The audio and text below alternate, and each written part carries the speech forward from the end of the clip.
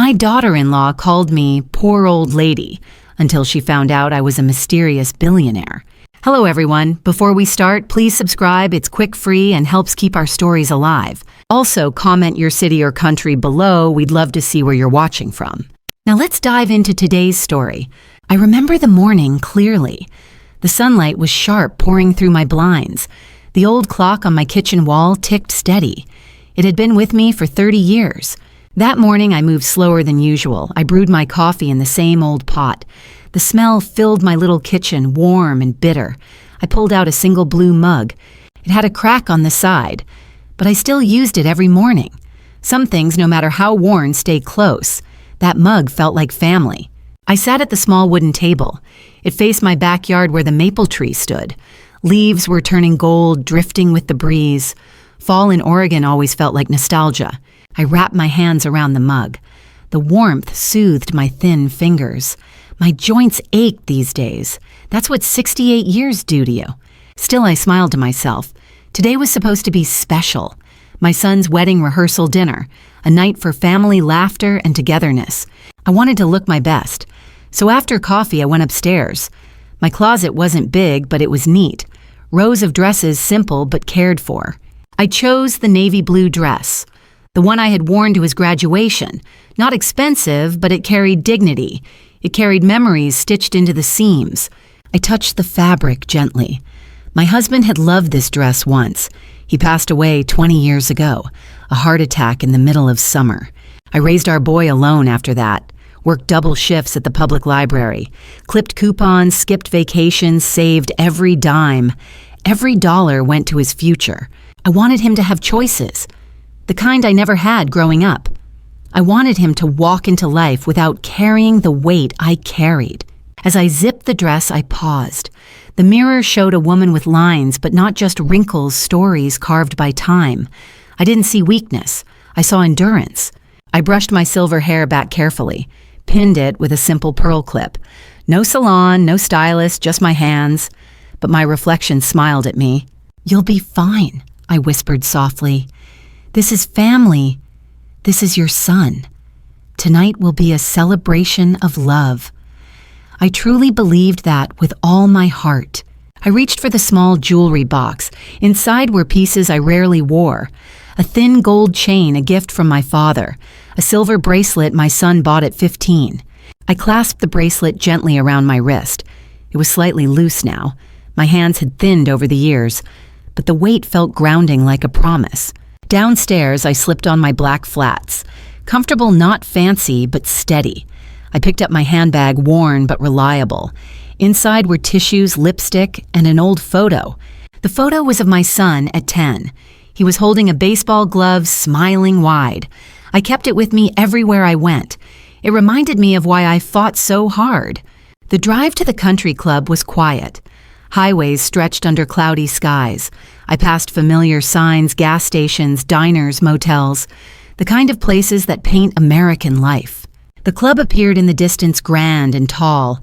Columns at the entrance, manicured lawns shining. Cars lined the valet area, polished and expensive.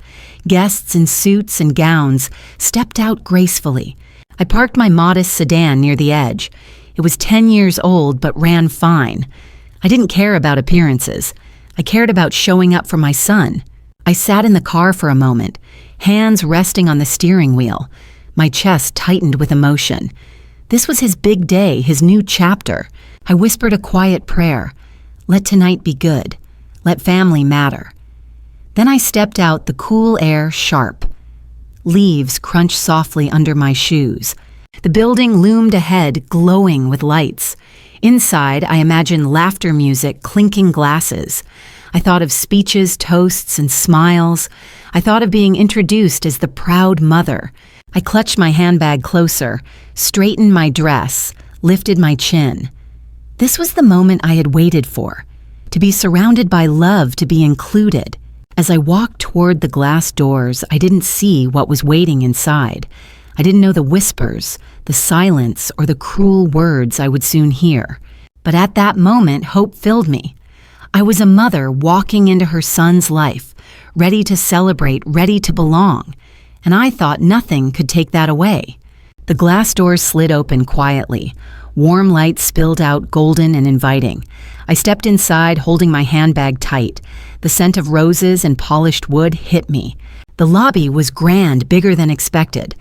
Crystal chandeliers hung low, scattering diamond-like sparks. A long red carpet stretched toward the ballroom. My flats tapped softly against the floor. Guests moved around dressed in fine clothes. Silk gowns shimmered under the chandeliers. Men in tailored suits laughed with champagne glasses. Waiters carried silver trays, glasses clinking gently. I paused, scanning the crowd carefully. Most faces were unfamiliar, polished, and proud. They had that effortless glow of wealth, like they belonged to country clubs every weekend. A young woman brushed past me quickly. Her perfume was sharp, her heels clicking. She gave me a fast glance, then looked away. Her lips curled in something close to disdain. I swallowed hard but straightened my shoulders. This was my son's family now. At least that's what I told myself. I had to fit in somehow. Near the ballroom entrance stood a table. On it, a large seating chart shimmered, names printed in gold letters on white cards. Guests crowded around, searching for their seats. I stepped closer, adjusting my glasses carefully. My eyes moved line by line slowly. Smith, Johnson, Caldwell, Hayes. Names marched across the chart, bold and proud. I searched again, row after row, left to right. But my name wasn't there. Not on the front rows, not in the back. My chest tightened. Maybe it was a mistake. Maybe they had spelled it wrong. Adams Carroll, it wasn't hard to write. I leaned in closer, heart racing fast. Still nothing. My name erased invisible on the chart. I stepped back, hoping no one noticed. But I felt eyes on me.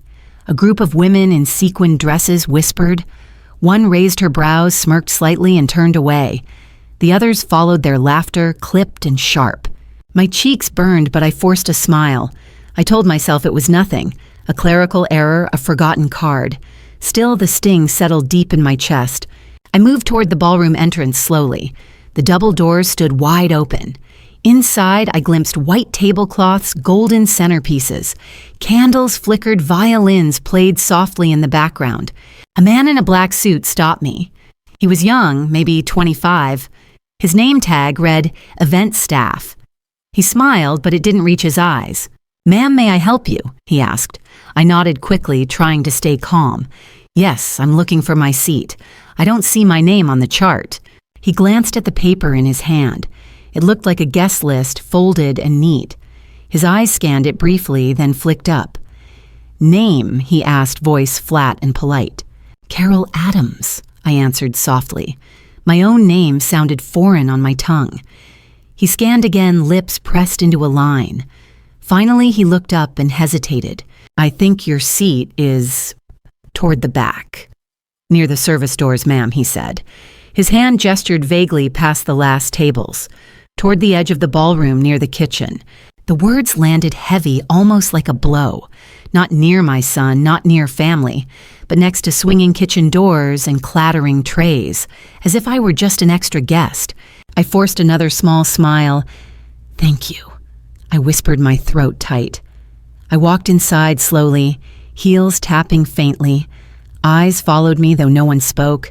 The ballroom shimmered, but I felt invisible. Each table sparkled with crystal glasses, folded napkins, chairs cushioned in velvet gold embroidery shining, except for the small table waiting for me. It sat near the exit, dimly lit. I could smell the kitchen garlic butter, frying oil. A server brushed past, balancing heavy trays. The clatter of plates echoed right by my ear. I lowered myself onto the chair. The cushion sagged, not like the others. From here I could see everything, but no one could really see me. I looked for my son across the room. He was near the head table, radiant, smiling nervously. His tie slightly crooked, his eyes darting around. He didn't notice me. Or maybe he did. Beside him stood my daughter-in-law. Her ivory dress hugged her like armor. Diamonds glittered at her ears, catching the light. Her smile was perfect, practiced, and cold. She leaned close to him, whispered something. Then her eyes flickered toward me briefly, sharp, calculating, like measuring my worth. She turned away before I could read more. I sat still, my chest rising slow. The violins played, the laughter swelled, but inside a strange quiet grew louder. Something wasn't right. The whispers, the missing name, the far seat. All of it pointed to something deeper, something intentional, not just a mistake. I felt unease crawling up my spine. Still, I clasped my hands on the table. I told myself to stay calm, stay patient. This was my son's night. I would not make a scene. But in my heart, I knew. This wasn't an accident. This was the beginning of something cruel, and I had only just walked in. I sat at the edge table. The hum of voices filled the room, but none of them reached my seat. It was as if a wall stood here. I smoothed the navy blue dress, tried to calm the shaking in my hands. The violinists played a soft waltz nearby, yet around me, silence pressed harder. Waiters moved gracefully between tables, pouring wine, refilling sparkling water, serving appetizers. They walked past my table quickly, almost forgetting. One finally stopped, his smile, brief, hurried. "Would you like bread, ma'am?" he asked. His tray rattled as he leaned closer. "Yes, thank you," I whispered quietly. He nodded and rushed away instantly. I looked back toward the head table. My son laughed nervously at a joke. His friends clapped him on the back warmly, but his eyes never turned my way. The spotlight above glowed on the couple. Every laugh, every toast circled around them.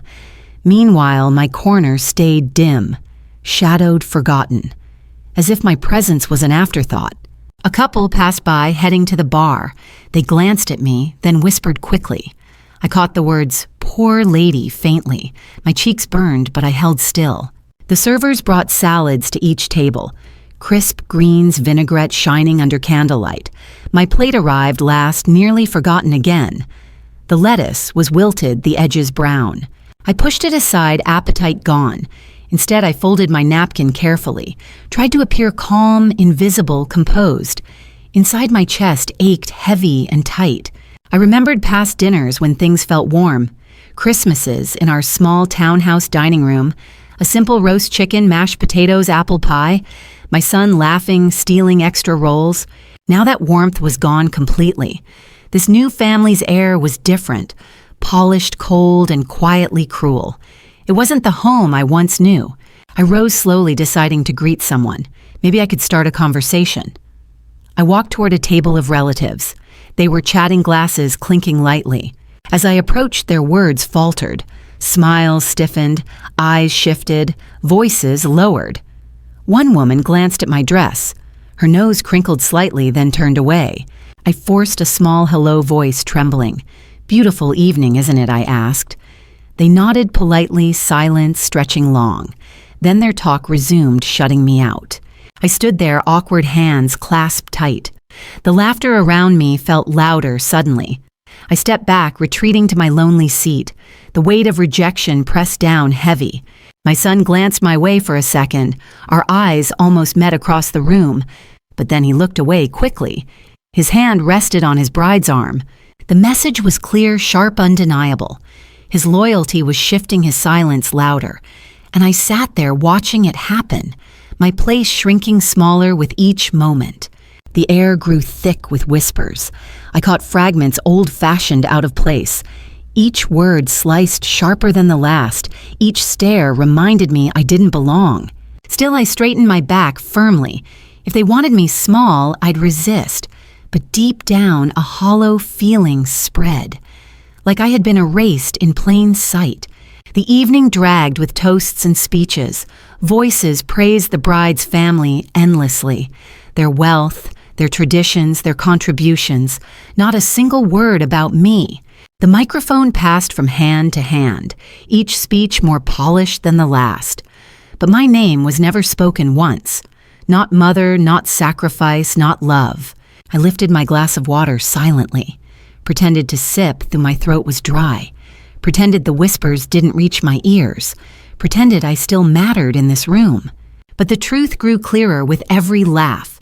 I was not part of their circle, not welcomed, not celebrated, not respected, only tolerated on the farthest edge. The candles flickered shadows stretching long. I sat still, frozen in the quiet.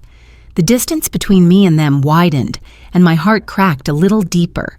The ballroom lights dimmed suddenly. A hush rolled across the room. All eyes turned toward the head table. The spotlight fixed on my son's fiancée. She stood slowly, microphone in hand.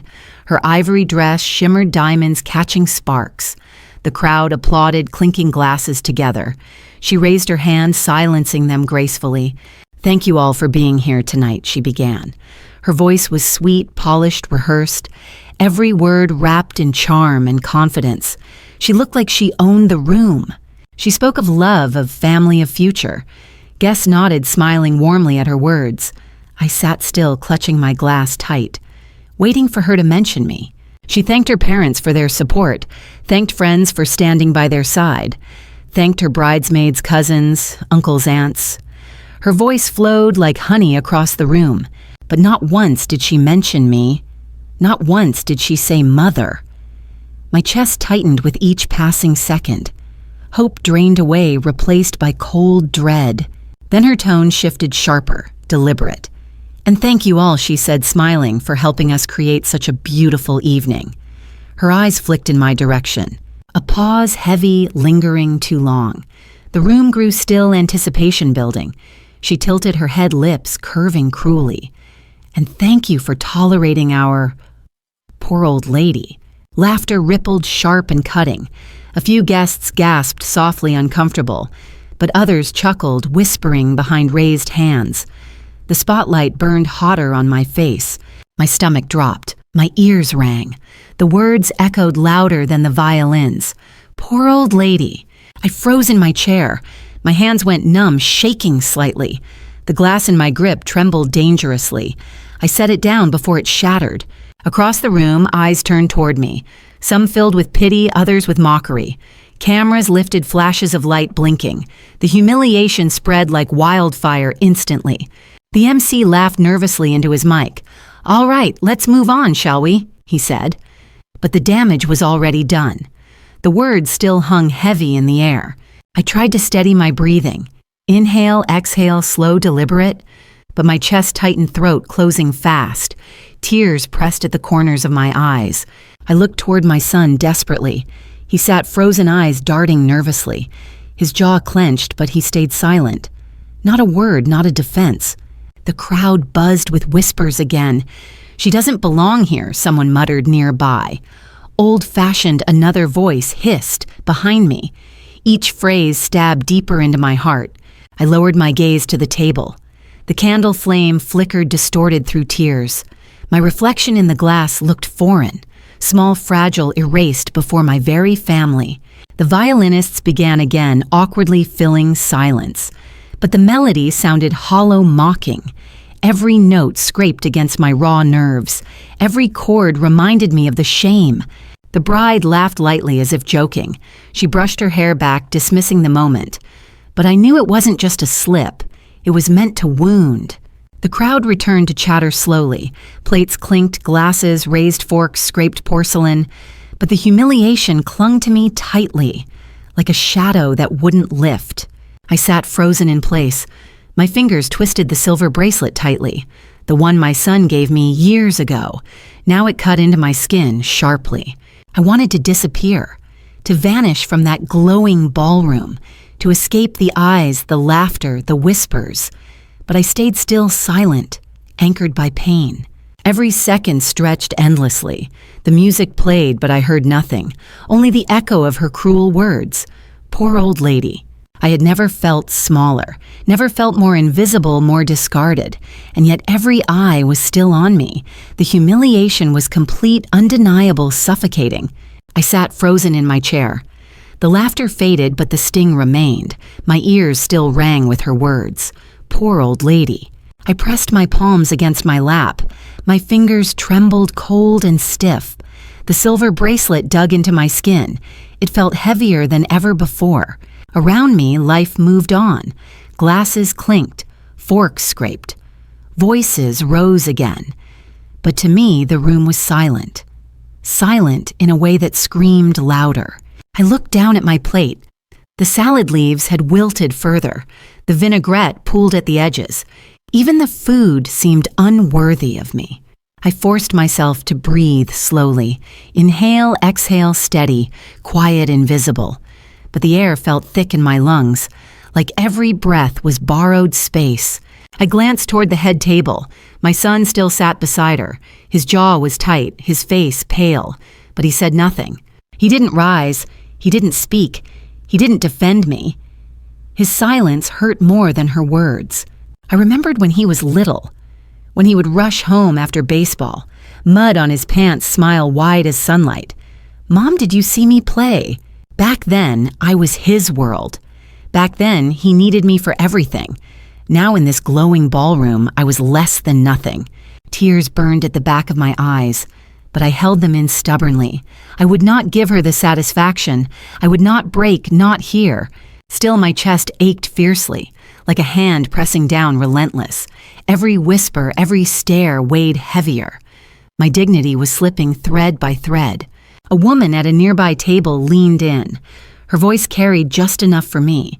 She looked so out of place, she said. Another laughed softly, covering her mouth. Their words cut sharper than knives. Not shouted, not blatant, but deliberate. That quiet cruelty was worse than screaming, because it left me utterly alone. I stared at the flickering candle. Its flame swayed, fragile, nearly breaking. I felt the same, a tiny flame fighting against a storm. I wanted to leave, to walk out into the night, to escape the walls closing around me, but my legs wouldn't move. I was paralyzed, rooted to the chair, bound by shame. Even the thought of standing felt impossible, as if the whole room might collapse. I closed my eyes briefly. Memories flashed behind them quickly. My husband's smile at our wedding day, the promise we made under church bells. He was gone now, and so was the warmth of family. What I had left was this, a seat near the kitchen, forgotten. The music swelled again, violins crying. It sounded almost cruel in my ears, like the soundtrack of my humiliation. Every note pushed me deeper down. I wanted to shout, to stand and say enough, but no words came. My voice was trapped in my chest. I pressed a napkin against my lips, hiding the trembling, the quiver of defeat.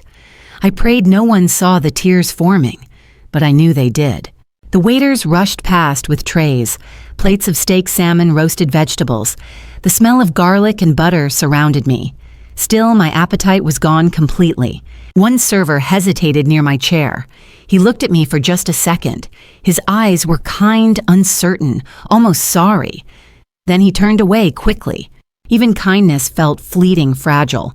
I was untouchable in this room, too humiliated to acknowledge, too small to defend. It was the loneliest feeling I had known. I pressed my hand against my chest, felt the rapid beat beneath my skin. 68 years old, and still the world could crush me. The conversation swelled louder again.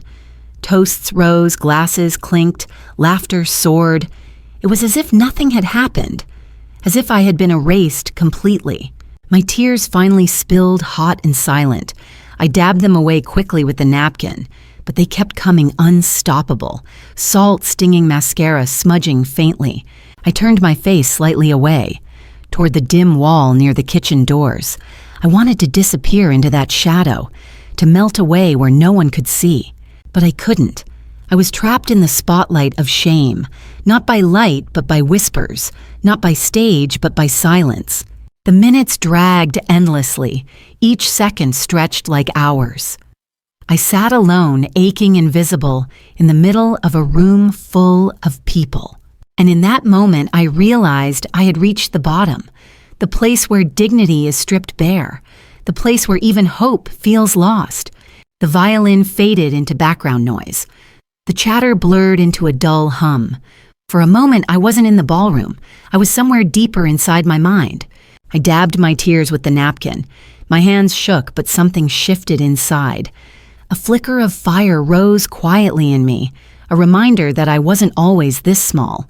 I thought of the years behind me, years of scraping by but never giving up, years of holding 2 jobs just to survive, years of saving every penny, every dime. When my husband died, everyone said I'd never make it. They pitied me, doubted me, wrote me off, but I proved them wrong day after day. I raised my son alone, paid every bill on time, kept food on the table, kept hope alive in our little home. And beyond survival, I built something. Quietly, carefully, piece by piece. I invested in companies no one believed in. I bought small properties others ignored. At first, it was risky. Some months I barely scraped by. But slowly, steadily, it grew stronger. The numbers in my account multiplied quietly. I remembered sitting at my kitchen table, stacks of papers spread out before me, stock charts, property deeds, bank statements, the weight of choices resting on my shoulders. I wasn't just a poor widow. I was a strategist, a builder, a fighter. I created something no one else could see, a fortune hidden in plain sight. The world might see poor old lady, but behind closed doors, I held power they couldn't imagine. And tonight that truth pressed closer to the surface. I looked around the ballroom again, the golden chandeliers, the velvet chairs, the country club air so smug and polished. Every corner screamed of money and status, and yet the irony struck me. This venue, this grand ballroom, it wasn't theirs, it was mine. The contract sat in my lawyer's office, signed, sealed, undeniable. The country club was under my ownership, and none of them had a clue. The bride's words echoed again. Poor old lady, but the truth burned hotter in response. Old, maybe. Poor, never again. I straightened in my chair slowly. My back no longer hunched in shame. The tears on my cheeks began to dry. Something steadier replaced the trembling in me. I remembered the article in Forbes. They had written about a mysterious investor, anonymous but powerful in the markets. That was me. I had stayed quiet for years. I had chosen privacy over praise. But here in this ballroom, the time for silence was ending.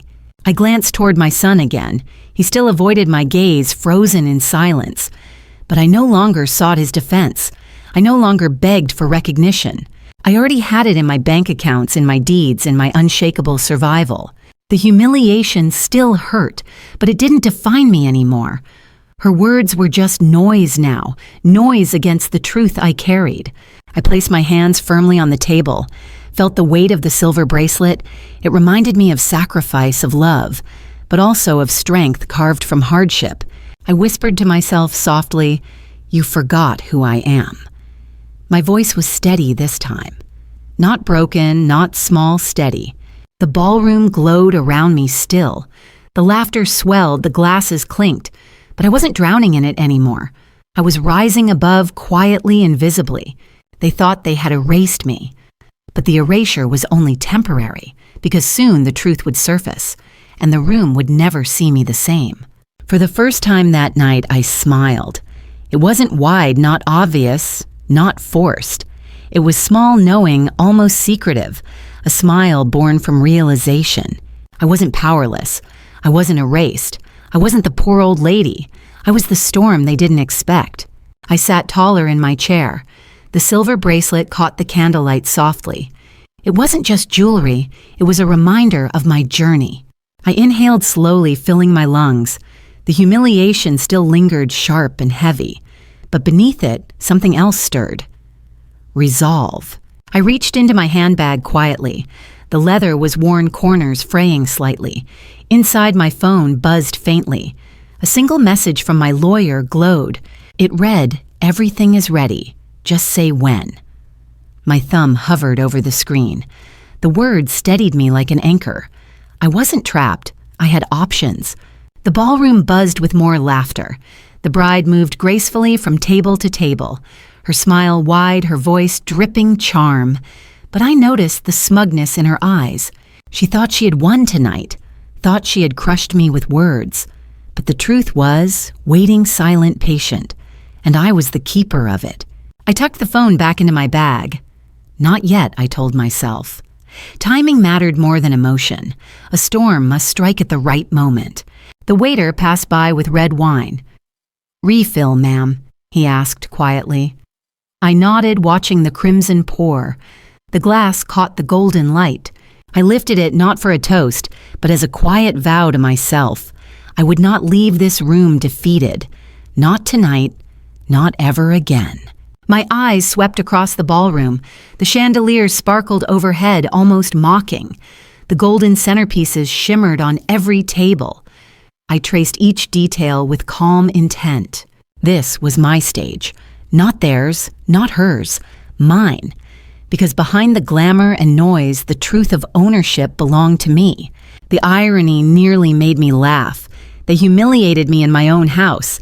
Every chair, every candle, every wall paid for and signed under my name. My grip tightened on the wine glass. The thought no longer felt bitter. It felt powerful, like holding a secret that could shake the room. Across the hall, my son spoke briefly. A toast to friendship, to love, to family. His words were soft, hesitant, careful. But still, he never mentioned me. My heart twisted, but my mind cleared. His silence no longer defined me. I had raised him, loved him, sacrificed. But tonight I stood on my own. The bride took the microphone again.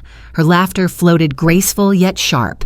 She spun stories of their bright future, how perfect everything would be. I watched her lips move, but I no longer listened. I was studying, calculating, waiting. Every word she spoke tightened the coil. I reached for my clutch again. This time I pulled out an envelope. Thick paper embossed with legal weight. Inside lay the contract of ownership. I brushed my thumb along the edge. The proof was undeniable, unshakable. They could laugh at me all night. But when this paper surfaced, it would end. The violinists switched to a faster tune. Waiters set down plates of steak and salmon, the air filled with garlic and rosemary. Silverware clinked, voices rose louder. I sat quietly savoring the moment, the build-up, the suspense, the anticipation.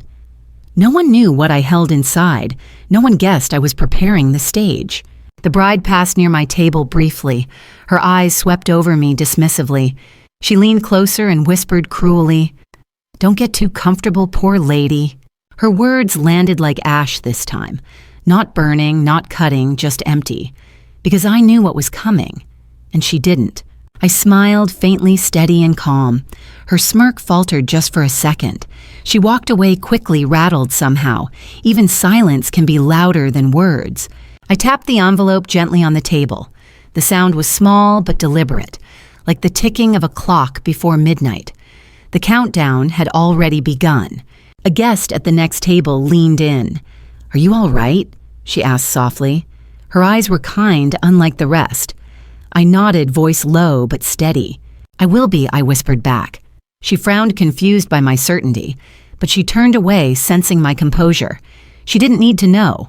Not yet. The night moved forward slowly, toast after toast, laughter piling higher. But beneath it, my plan sharpened, like steel hidden under velvet cloth. I imagined the moment to come, the hush falling over the ballroom, the whispers dying in shocked silence, the bride's face crumbling in disbelief. I imagined holding the microphone myself, my voice steady, clear, undeniable, not begging, not pleading, commanding, letting the truth speak louder than pain. The more I pictured it, the calmer I became. I no longer felt small in my chair. I felt like a storm gathering force. The silver bracelet caught the light again. It no longer cut into my skin. Instead, it felt like armor, a reminder of battles already won. I straightened the envelope, slid it back. The moment wasn't here yet, but it was coming closer, inevitable, and I was ready to meet it. The ballroom roared with celebration, but deep inside me, a quiet certainty rose. They thought they erased me tonight. They had no idea. The night wasn't theirs to control, it was mine, and soon everyone would know it. The ballroom buzzed with energy, glasses clinked, forks scraped, violins played louder. The bride's laughter floated above it all, but my focus sharpened like a blade. The envelope pressed against my palm. Its weight felt heavier than gold. It wasn't just paper, it was proof. I stood slowly, pushing back my chair. The sound echoed sharper than I expected. Heads turned curious, some annoyed. I held my chin high, steady. The microphone sat on the main table. The bride still clutched it tightly. Her knuckles gleamed white under the light. She wasn't expecting me to move. I stepped forward one stride at a time. The carpet muffled my flat softly, but each step sounded louder in my ears. I walked toward the head table calmly. A murmur swept through the room. Guests leaned closer, whispers rising quickly. "What's she doing?" someone asked. "Does she even belong up there?" The bride's smile faltered slightly. Still, she laughed into the microphone. "Oh, look," she said lightly. "Our honored guest wants to say something." Her voice dripped with mockery. The crowd chuckled nervously, but I didn't flinch. I reached for the microphone firmly. For a second, she resisted. Her fingers tightened around the handle. Our eyes locked sharp and unyielding. Then I pulled it free. The room hushed instantly. All chatter died, violins faded mid-note. Spotlights swung and landed on me. Every gaze pinned me in place. I held the microphone steady. My voice trembled at first, then steadied. "Before we continue this evening," I began, "there's something everyone should know." The silence grew thick, unblinking. I reached into my handbag calmly, pulled out the envelope crisp and thick. I held it up for all to see. "This," I said, "voice firm is the ownership contract of this venue." Gasps rippled through the ballroom instantly. Cameras flashed, whispers burst like fire. I laid the envelope flat on the table. The bride's face drained of color. Her lips parted, but no words came. Her perfect smile cracked wide open. "You mocked me," I continued slowly. "Called me a poor old lady. But the truth is, this country club belongs to me." The crowd erupted in shock. Some clapped hands over their mouths. Others reached for their phones. The whispers surged, unstoppable, uncontrollable. The bride staggered back slightly. Her eyes darted to my son. He sat frozen pale, speechless. The champagne glass slipped in his hand. I wasn't finished yet. I reached into my bag again. This time, I pulled out a magazine. The cover shone under the spotlight. "Forbes," I said clearly. They once wrote about a mysterious investor, someone who built an empire quietly while the world never noticed. I flipped the magazine open. The article headline stared back boldly.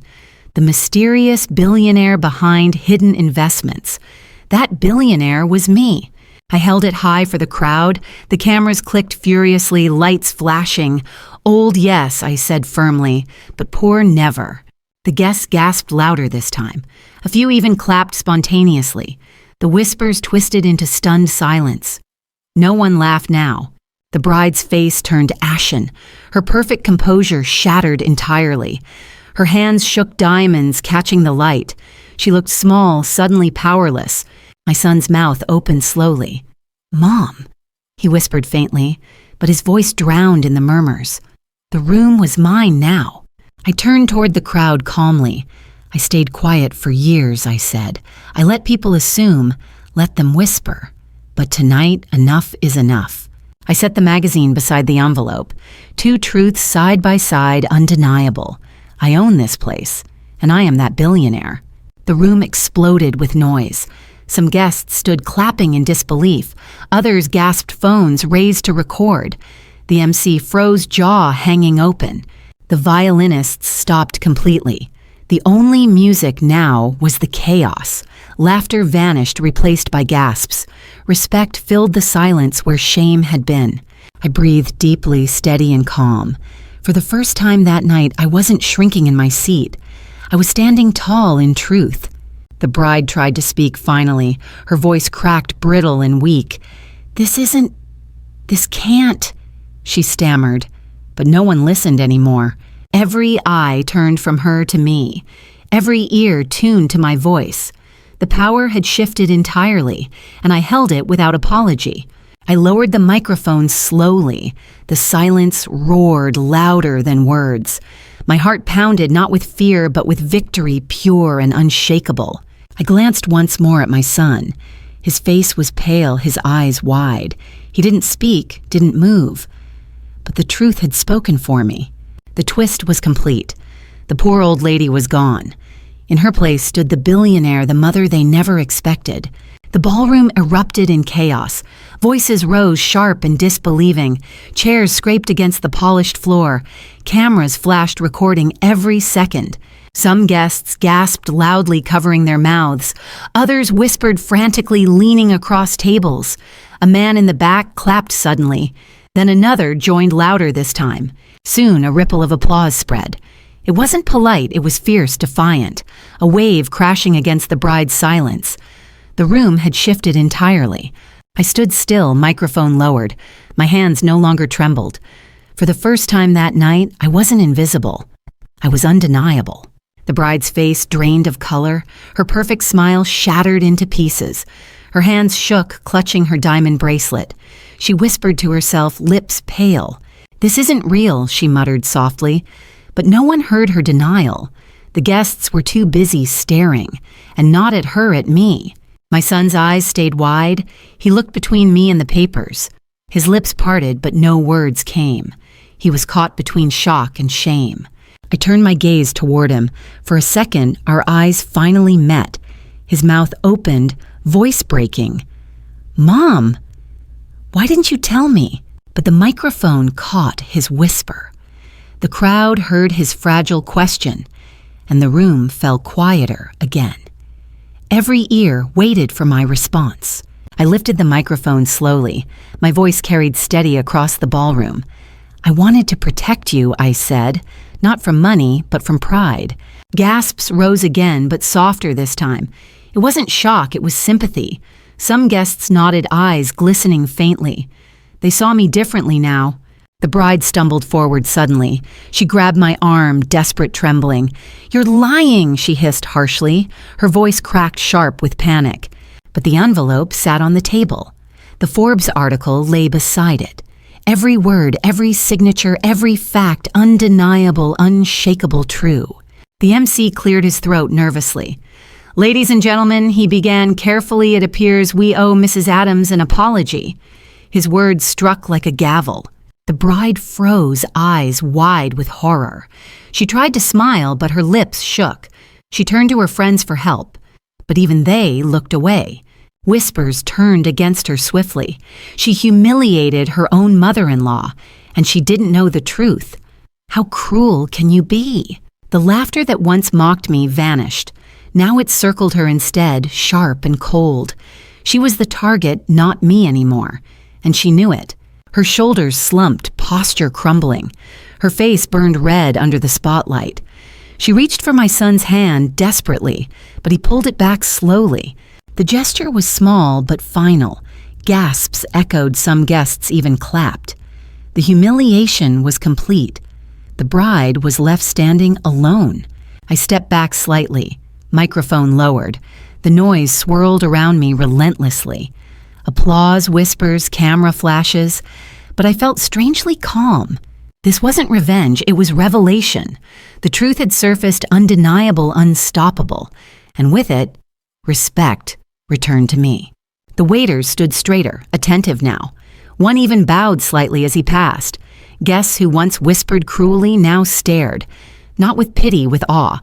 I took a deep breath slowly. The weight of years lifted from me. Humiliation no longer clung to my skin. It had transferred fully onto her. The bride sank back into her chair, her face buried in trembling hands. The spotlight still glared down mercilessly, but this time she couldn't escape it. The applause swelled one final time, louder, prouder, unstoppable. I closed my eyes briefly, let the sound wash over me fully. The fallout had begun, and in that moment the poor old lady was gone forever. What remained was someone unshakable. The applause slowly faded. The ballroom air shifted softer now. Guests leaned back, whispers settling into silence. The storm had passed. I set the microphone down gently. My hands no longer shook at all. Instead, they felt steady, grounded, whole. I had spoken my truth. I looked around the room calmly. Faces that once judged me differently now softened. Some nodded with quiet respect. Others even smiled in apology. The waiters moved more carefully around me. One placed a glass of water kindly. "Here you go, ma'am," he said. His voice was warm, almost protective. I thanked him softly, meeting his eyes. The smallest kindness felt bigger tonight, not because I needed it, but because it came with sincerity. The bride sat frozen at her table. Her hands covered her face, trembling. Her once perfect smile had disappeared entirely. Her friends whispered, shifting uncomfortably beside her. The spotlight still glared above her, but now it felt cruel, punishing. Her earlier laughter had turned against her. The ballroom was no longer her stage.